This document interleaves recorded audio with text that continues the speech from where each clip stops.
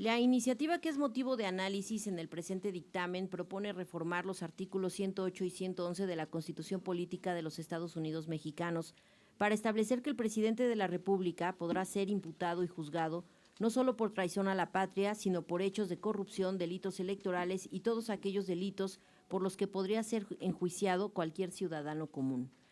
Es preciso mencionar que el texto de la iniciativa en análisis amplía el catálogo de delitos que se contemplaban en la iniciativa del Ejecutivo Federal presentada en diciembre de 2018, señalando ahora que el presidente de la República podrá ser imputado y juzgado por traición a la patria, hechos de corrupción, delitos electorales y todos aquellos delitos por los que podría ser enjuiciado cualquier ciudadano común. Mientras que la iniciativa pasada hacía referencia a los delitos de traición a la patria, actos de corrupción, delitos electorales y delitos graves en términos del segundo párrafo del artículo 19 de esta Constitución. Al respecto, se considera que debe subsistir la expresión contenida en la iniciativa que se dictamina, en atención a que, si bien es cierto que el texto de la Constitución se emplea en 88 ocasiones el adjetivo ciudadana, ciudadano, ciudadanas y ciudadanos, sin el diverso adjetivo común, en el caso concreto es necesario que un adjetivo se adjunte a otro adjetivo, con la finalidad de que el segundo intensifique la cualidad expresada por el primero, de manera tal que se refuerce la cualidad común en relación con el trato que debe dársele al presidente de la República. Aunado a lo anterior, la expresión ciudadano común va más allá de la filología e implica una expresión que refleja la falta de privilegios que se volvieron habituales y concomitantes al servicio público, a los que se ha acostumbrado a lo largo de décadas los funcionarios públicos, especialmente quienes han ocupado el cargo de la presidencia de la República. Al respecto, Eduardo Andrade afirma que, a diferencia del sistema anterior que distinguía entre los delitos oficiales y los delitos comunes, en la actualidad la imputación de cualquier delito puede dar lugar a la persecución penal de los servidores públicos, pero existen dos categorías de estos: los que pueden ser consignados ante un juez penal como cualquier ciudadano y los que disponen la protección prevista en el artículo 111 de la Constitución. Así, incorporar en la Constitución la expresión ciudadano común es un reconocimiento a lo que siempre debió haber sido, que el presidente de la República no es un ciudadano ajeno y superior al resto de quienes habitan y visitan México, es igual a ellos y como tal debe ser tratado. En este caso, el titular del Ejecutivo Federal solo podrá ser acusado ante la Cámara de Senadores en los términos del artículo 110 constitucional, y en dicho proceso la Cámara de Senadores resolverá con base en la legislación penal aplicable. En este sentido, se debe mencionar que la presente reforma constitucional tiene como propósito avanzar gradualmente en México a favor de la eliminación del fuero de los servidores públicos y de quienes lo ostentan, para contribuir a desaparecer esa brecha existente entre inmunidad e impunidad, dada sobre todo por los altos grados de corrupción en nuestro país. La aprobación de este tema encuentra su fundamento en la pluralidad de voces que se han manifestado en favor de la eliminación del fuero. Tal ha sido el caso del presidente de los Estados Unidos mexicanos, así como de los legisladores y legisladoras, integrantes de los cuerpos parlamentarios de Morena, Movimiento Ciudadano, Partido Encuentro Social, Partido de la Revolución Democrática, Partido del Trabajo, Partido Acción Nacional, Partido Revolucionario Institucional, Partido Verde Ecologista de México, Nueva Alianza y diversos legisladores independientes de la presente y pasadas legislaturas. Es oportuno subrayar que dichas voces no solo existen en los diferentes grupos parlamentarios, en legisladores y legisladoras independientes y en el titular del Ejecutivo Federal, sino también en diversos sectores de la sociedad que demandan justicia por los abusos y arbitrariedades de aquellos servidores públicos que gozan de fuero e inmunidad procesal penal. Ahora bien, en lo relacionado con los términos fuero e inmunidad, esta Comisión de Puntos Constitucionales puntualiza que la figura de inmunidad es conocida en nuestro régimen jurídico como fuero constitucional, connotación que se encuentra muy arraigada en el ámbito jurídico y social, relacionándola con un conjunto de privilegios de aquellas personas que tienen un encargo público, sea de elección o por designación, legisladores y funcionarios del gobierno del más alto nivel respectivamente, y que por esto tiene una posición privilegiada y con beneficios. La doctrina señala que el fuero constitucional es un conjunto de normas aplicables a determinados servidores públicos que, en razón de la función que desempeñan, quedan sujetos a un régimen propio en cuanto a la exigencia de ciertas responsabilidades de las que puedan incurrir por su conducta, dejando claro que no es un privilegio, es decir, el hecho de que alguien se encuentre investido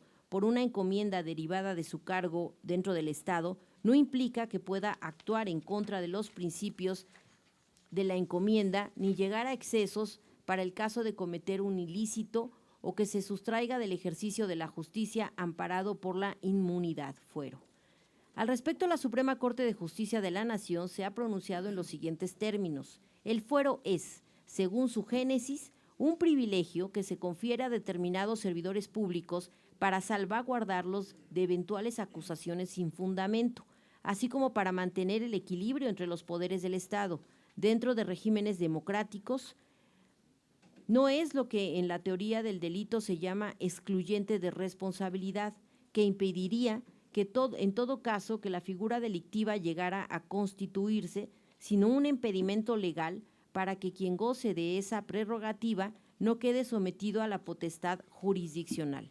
De lo anterior se advierte que la figura del fuero tiene la finalidad de permitir el desempeño de la función pública en forma eficiente, impidiendo el seguimiento de procesos penales que podrían resultar inútiles, lo que no significa que los servidores públicos que gozan de este privilegio puedan ser excluidos de la acción de la justicia por los delitos que cometan durante su encargo.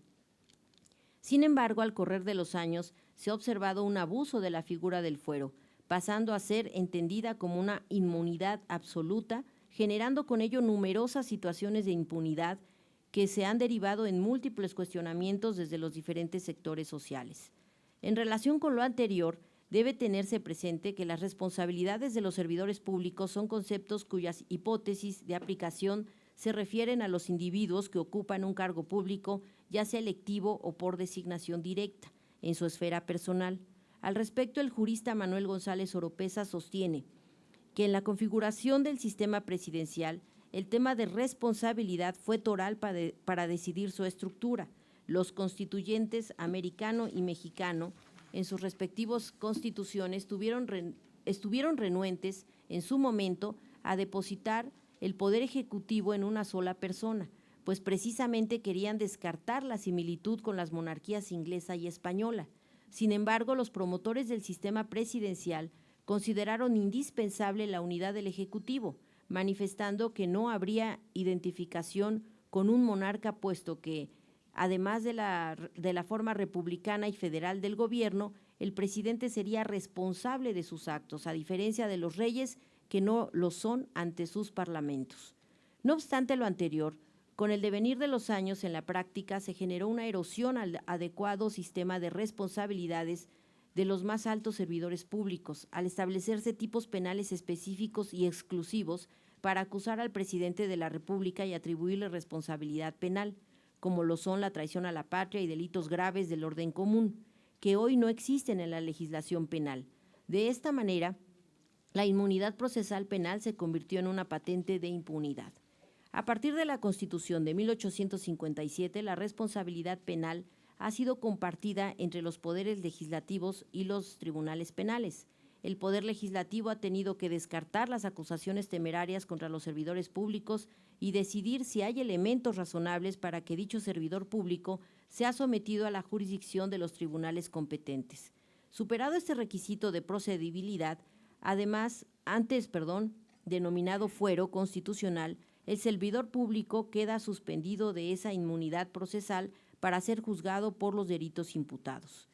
Con la iniciativa que se dictamina, se eliminan los tipos penales específicos por los cuales puede ser acusado durante su mandato el presidente de la República, para dar cabida a todos como cualquier ciudadano sin el halo de poder que acompaña a este nivel de servidor público. No obstante, y para evitar anarquía, la iniciativa establece un mecanismo de control legislativo que evite, como señala el jurista Manuel Oropeza, acusaciones temerarias pues la acusación se tendrá que procesar ante el Senado de la República con las garantías de ley y, en caso así determinarlo, ponerlo a disposición de las autoridades competentes mediante los procesos penales establecidos. Por ello, la presente reforma constitucional pretende dar un paso hacia la eliminación del fuero de los altos servidores públicos, concretamente de la figura del presidente de la República, de modo que constituya un mecanismo que en los hechos desestimule la impunidad, pero sin que ello favorezca la persecución política del servidor público ni impacte en la estabilidad de la función que desempeña. Las y los integrantes de esta comisión dictaminadora consideramos que el fuero ya no puede ser considerado durante más tiempo como un privilegio que se confiere a determinados servidores públicos, pues las responsabilidades que deben cumplir no pueden ser omitidas, aún durante el periodo que dure su encargo. La principal razón es que se debe continuar salvaguardando al servicio público, con la excusa de que lo que se protege es el cargo o que se pretenden evitar eventuales acusaciones sin fundamento. En ese orden de ideas, la inmunidad aludida en esta nueva reforma permite un ejercicio de la acción penal más libre y evita que se proteja la figura del presidente de la República en caso de que éste llegue a incurrir en algún delito. Esa es una breve fundamentación del dictamen. Está contenido todo esto dentro del cuerpo del mismo y bueno, pues con fundamento en lo dispuesto por el artículo 188 y 189 del reglamento de la Cámara de Diputados, se abre la ronda de intervenciones de hasta 6 oradores a favor, 6 oradores en contra, por hasta 3 minutos. Solicito a la Secretaría registre los nombres de las diputadas y diputados que deseen intervenir.